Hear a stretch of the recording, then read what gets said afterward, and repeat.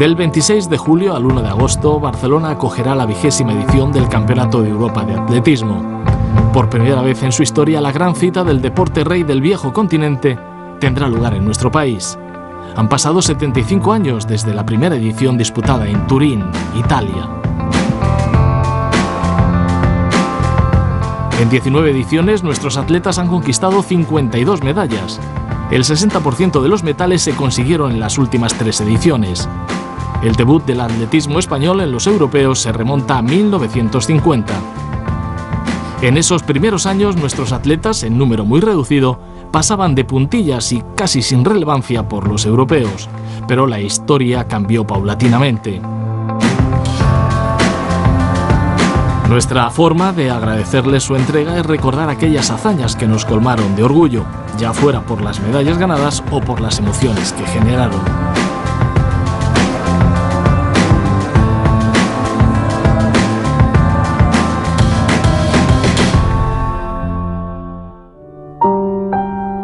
Nuestro arranque histórico tiene lugar en la biblioteca de la Federación Española de Atletismo. Entre libros, recortes y revistas perdura la historia de nuestro deporte en esos primeros años. Un atletismo en blanco y negro y en fotos, por supuesto, con esas camisetas y sobre esas pistas de ceniza. Un paseo por la historia de los diferentes campeonatos de Europa con la ayuda inestimable del Departamento de Estadística de la Federación, con José Luis Hernández, Ignacio Mansilla, Gerardo Cebrián.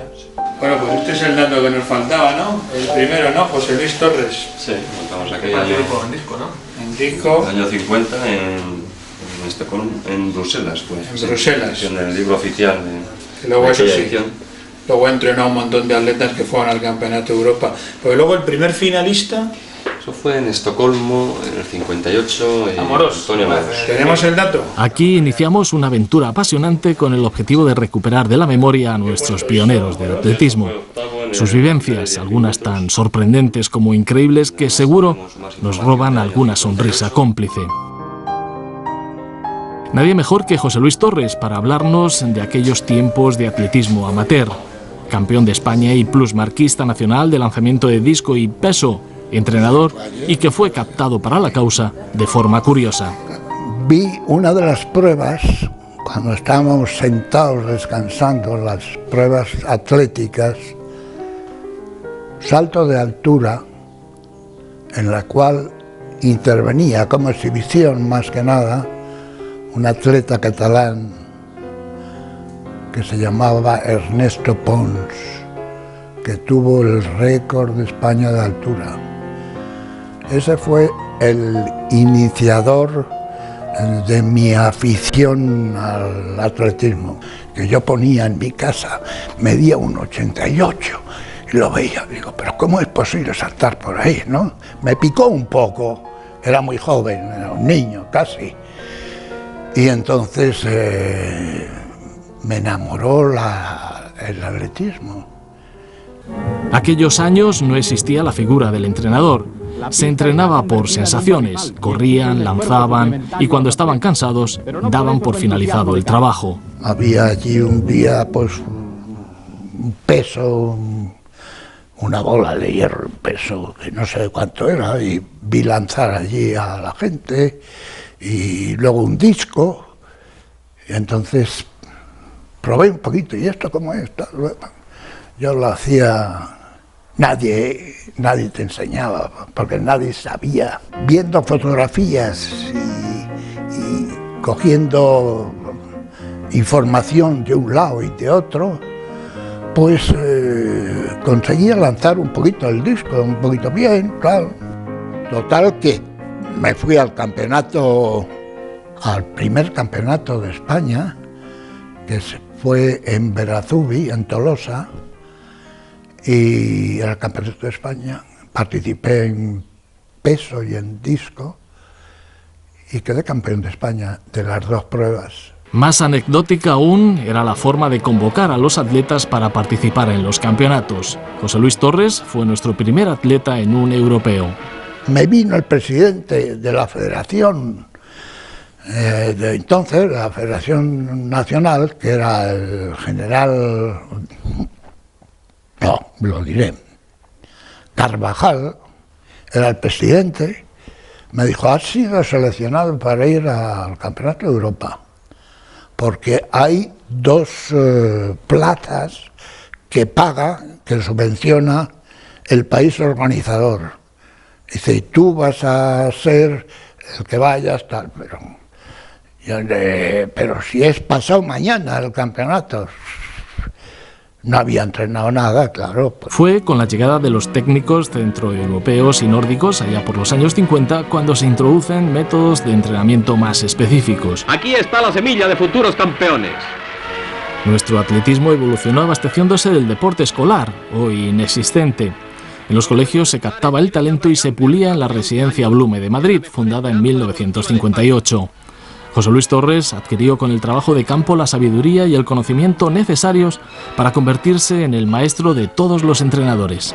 El presidente de la federación me llamó, otro general diferente, que era el general Agulla, una gran persona, por cierto, y me dijo que si quería entrenar, ser entrenador, ya que había cogido una fama de estudioso, de saber, de opinar y de estar interesado por todas las pruebas, me dijo: pues ten en cuenta que si eres entrenador no puedes ya participar como atleta. Entonces eso a mí me trastornó un poco, pero ante la necesidad también de tipo económico y tal, pues acepté. El excampeón español Torres enseña el correcto lanzamiento del peso. Y con el paso del tiempo entrenó a nombres ilustres de nuestro atletismo, los marquistas nacionales de 100, 200, vallas, longitud, triple, peso, jabalina. Ahora sí que me pones en un compromiso, porque para mí todos han sido unos atletas verdaderamente excepcionales en obedecer, en disciplina, en todo. También tienen su mérito porque obedecían a un entrenador que no era demasiado allá, ¿no? Pero sin embargo me acataron y me ayudaron, y de todos los atletas, ¿qué voy a decir? Ha sido tantos, tremendo, ha sido una vida entera dedicada a eso, ¿no? No fue sino hasta el Europeo de Estocolmo 58 cuando España alcanza por primera vez puesto de finalista. Antonio Amorós fue octavo en los 10.000 metros, convirtiéndose en el primer español que corre esa distancia en menos de 30 minutos. Desgraciadamente, Antonio ya no está entre nosotros. Un hombre estupendo, sentimental, un hombre con poca cultura, quizá, muy tímido, pero verdaderamente tenía una clase para el fondo tremenda. José Luis Torres fue homenajeado en diciembre de 2009 por los atletas que estuvieron a sus órdenes. Fue un acto entre amigos que quisieron reconocer el trabajo y la dedicación de un pionero.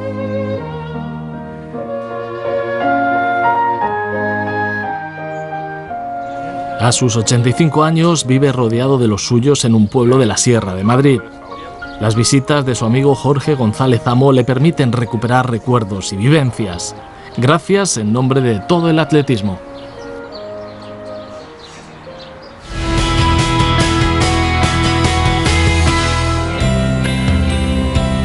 Entre fondistas de prestigio emergió allá por los años 50 la figura de Tomás Barris, el precursor del medio fondo español. Para Barris hubiera sido todo un lujo disputar un europeo en casa. A sus 80 años, Barris disfrutará del campeonato desde la grada de un remozado Montjuic. Después de los Juegos Olímpicos, de los campeonatos mundiales en pista cubierta, era la asignatura pendiente que tenía tener unos campeonatos de Europa en nuestra propia ciudad, para que el nombre de Barcelona, de Cataluña y de España llegue a todos los rincones del mundo. Para mí, pues, que he sido participante ya en 2 campeonatos de Europa, en Estocolmo y en Belgrado, Me hubiera gustado, pues claro, tener unos cuantos años menos y participar en mi propia ciudad. Tomás Barris creció entre los bombardeos de la guerra y las penurias de la posguerra en su Barcelona natal. Pasada la tragedia, Barris encauzó su pasión por el atletismo, el tránsito normal de cualquier niño que solo quería correr. Cuando un niño gana en su juego, el que sea, siempre quiere superarse. Y eso me llevó pues, del patio del colegio a las carreras callejeras de las fiestas mayores de Barcelona. Entonces, pues de aquí pasé a un club y hice lo que me gustaba, pero sin tener una idea fija de dónde llegar.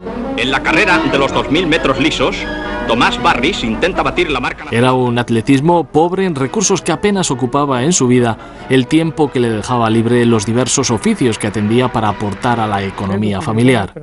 Su rápida progresión llamó la atención de Juan Antonio Samaranch, quien le facilitó un trabajo en la Diputación de Barcelona y la posibilidad de viajar a Friburgo para entrenar con Woldemar Gesla, conocido como el fabricante de récords del mundo y campeones olímpicos. El entrenamiento varió totalmente, entramos en unas jornadas de entrenamiento agónicas al 100%, ¿no?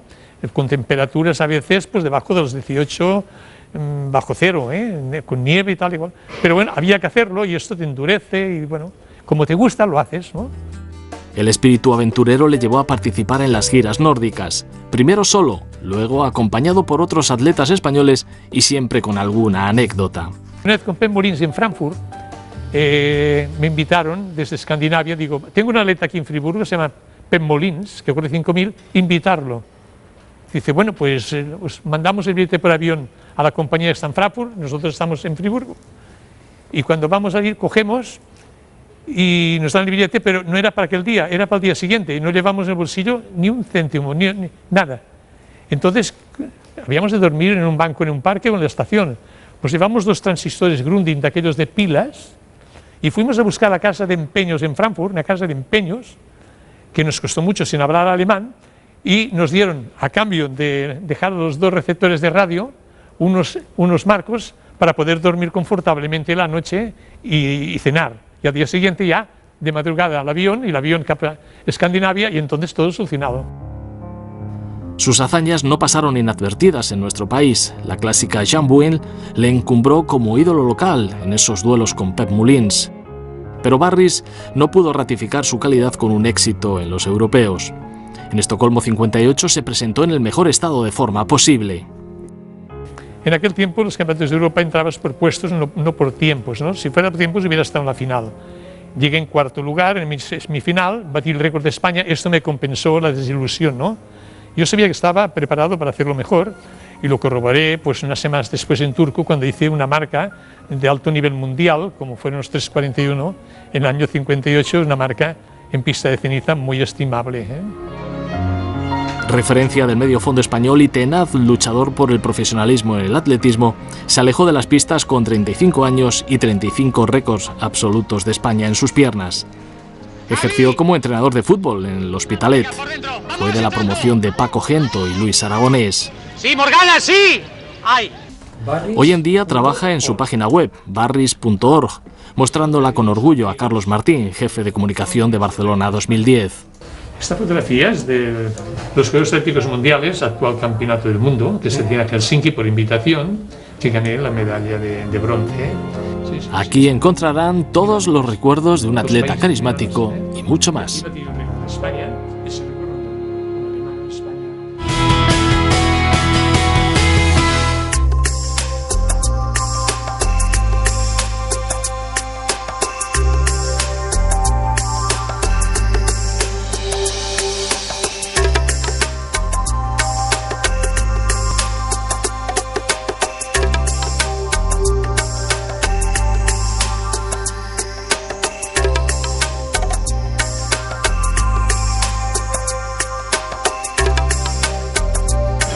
Estamos en los años 60. Entre las figuras de aquel atletismo artesanal, un hombre que rompía con la idea preconcebida de deportista bajito y que corría. Ignacio Sola era pertiguista y de los buenos, que por unos minutos fue en los Juegos de México 68 plusmarquista olímpico. Nacido en Bilbao, Ignacio se inició en la pértiga de forma singular, adaptando como deporte lo que en el pueblo de Orduña era tan solo una diversión: cruzar el río clavando una vara.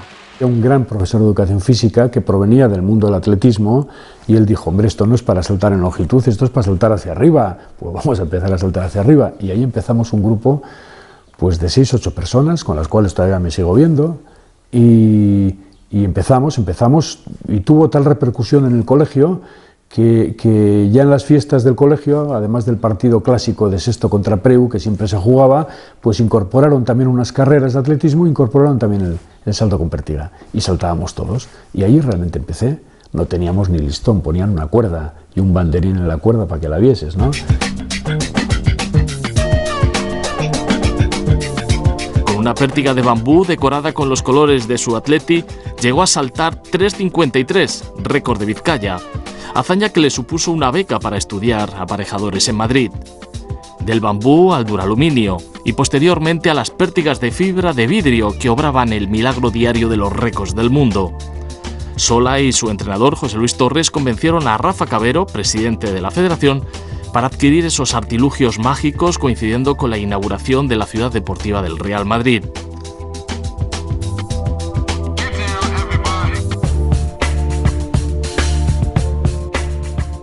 Organizar una competición de pértiga estupenda y se trajeron al que tenía el récord del mundo entonces. Lo tenía hasta 2 días antes porque en el viaje se lo batieron. Cada día había un récord. Y David Ork.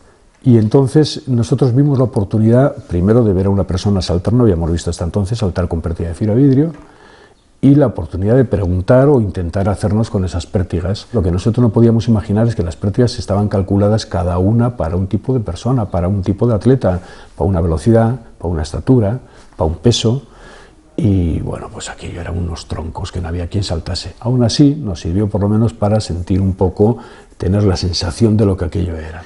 Y con eso pues empezamos a practicar y bueno, pues ya después tuvimos la oportunidad de traer otras pértigas más adecuadas a las características de la persona, ya con la medida, con el peso, se mandaban los datos a la empresa que las hacía y te las mandaba a la medida, y bueno, y con eso empecé a saltar. En el 63 batió su primer récord de España, 4,25. En 3 años pasó de becado en la Blume a olímpico en Tokio 64. Allí pagó la novatada. El europeo de Budapest 66 era sin duda su gran oportunidad. Los franceses y los finlandeses, sus rivales. Pero una tromba de agua echó por tierra sus ilusiones.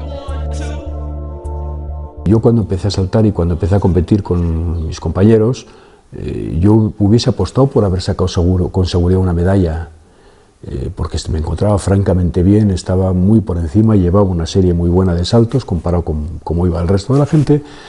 El hecho cierto es que cayó una tromba de agua en 5 minutos torrencial hasta el punto de que, bueno, teníamos el agua por los tobillos y la prueba se suspendió y se dejó para el día siguiente. Y bueno, pues al día siguiente ya fue otra cosa.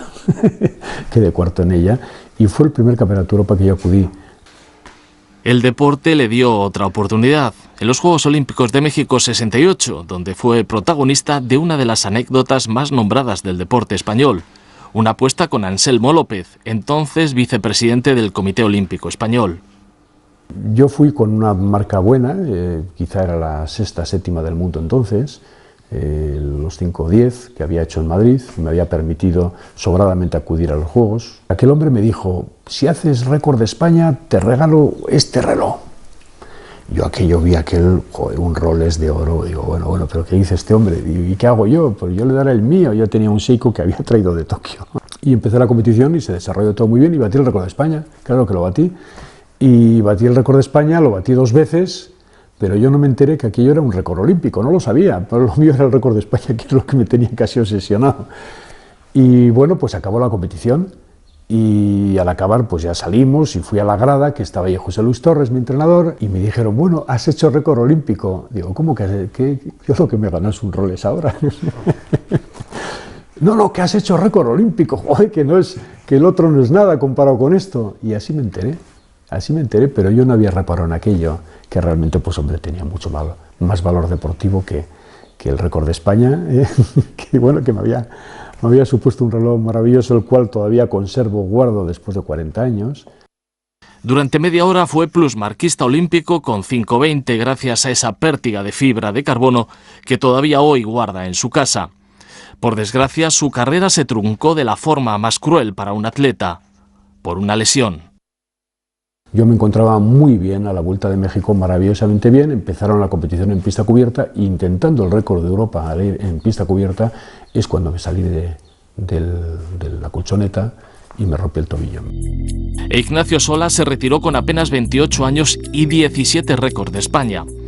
En el recuerdo, aquel salto de México 68 y el cariño del atletismo español, de José Luis Torres y de Pipe Areta, su gran amigo.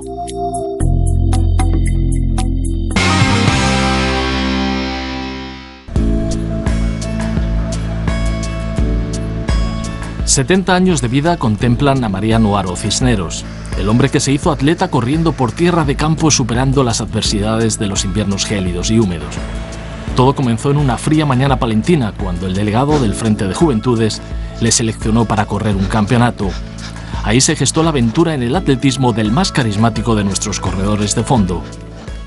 Tú, a Palencia mañana a correr, que os llevan en una furgoneta, os dan de comer y os vais a pasar un día tal, y además porque tenemos que participar de Becerril. Pues allí fui yo, y me acuerdo que cuando estaban en el calentamiento, pues los atletas que ya llevaban una temporada corriendo, con sus chándal, con sus pantalones allí, zapatillas de deporte y tal, y me decían a mí, mira, ese es el que va a ganar, ese se llama Suazo, ese no sé qué. Y allí con una cara de pueblo mirándole, joder, vaya pinta que tiene más buena. Bueno, el caso es que pegaron el pistoletazo, salimos corriendo, y yo pensaba que a los 700 metros por ahí, pues me retiraba y me pasaba el día en Palencia. Pero el caso es que a los 700 metros iba el primero, y como el primero seguí corriendo, y efectivamente llegué a la meta, eran casi 4 kilómetros, con más de 100 metros de ventaja. Una vez descubierto el talento, Gerardo Cisneros, su entrenador, se encargó de moldear el atleta que surgió del barro, y fue en el campo a través, que no en la pista, donde se cimentó su leyenda y se granjeó el cariño de la gente. En pista me gustaba menos porque el que quedaba campeón de España de 10.000 podía quedar otro en 5.000, en 3.000 obstáculos, en lanzamiento de jabalina, en 200, en 400, así todas las pruebas. Y me parecía que se repartía más el triunfo. Y cuando yo quedaba el primero en un campeonato de España, era yo el campeón de España y no había más. Ya era el segundo, el tercero, pero el campeón era yo. Yo quedé 11 veces campeón de España por eso, porque era muy egoísta y quería quedar el primero. El Cross Internacional de las Artes, prueba de amplia tradición y fama. Años 60. Una década donde el atleta se buscaba la vida día a día. El sustento en carreras donde se repartían premios económicos o materiales que luego convertía en efectivo por aquello de no volver a casa con una nevera en la baca del coche. Por sugerencia de Tomás Barris, Haro empezó a tener su caché. Ya empezaba él a cobrar también, ya cuando salía a Finlandia y a Suecia y por esos países de por ahí, porque era muy bueno, el 1500, Tomás Barri era un atleta sensacional, además como que le estoy viendo, tenía una postura ideal para correr. Y tú cobra, que por lo menos tener 8.000 pesetas en cada carrera y no sé qué, no sé cuánto. La verdad es que cuando empecé a pedir por correr, y yo veía que llevaba mucha gente, sobre todo por el País Vasco, y que había mucha gente de Palencia y de Castilla y León, y como era yo una referencia deportiva, pues todo el mundo quería ir a darme ánimos, a acompañarme, y a disfrutar también, y a presumir también con Mariano Haro. El cross se lo dio todo, pero también le negó la posibilidad de ser campeón del mundo. Se quedó en 4 ocasiones a las puertas del éxito. Eso no era una espina, eso era una estaca por todas de la ley. Es que yo digo que hay que tener mala suerte que quedes 4 veces seguidas subcampeón del mundo y que cada vez te gane uno diferente. El que me ganaba un año, al año siguiente quedaba 9, y yo el segundo. Al año siguiente el 12, el otro, y yo el segundo. Yo creo que era una mala suerte, la verdad. Tengo una espina, no, ya te digo, una estaca.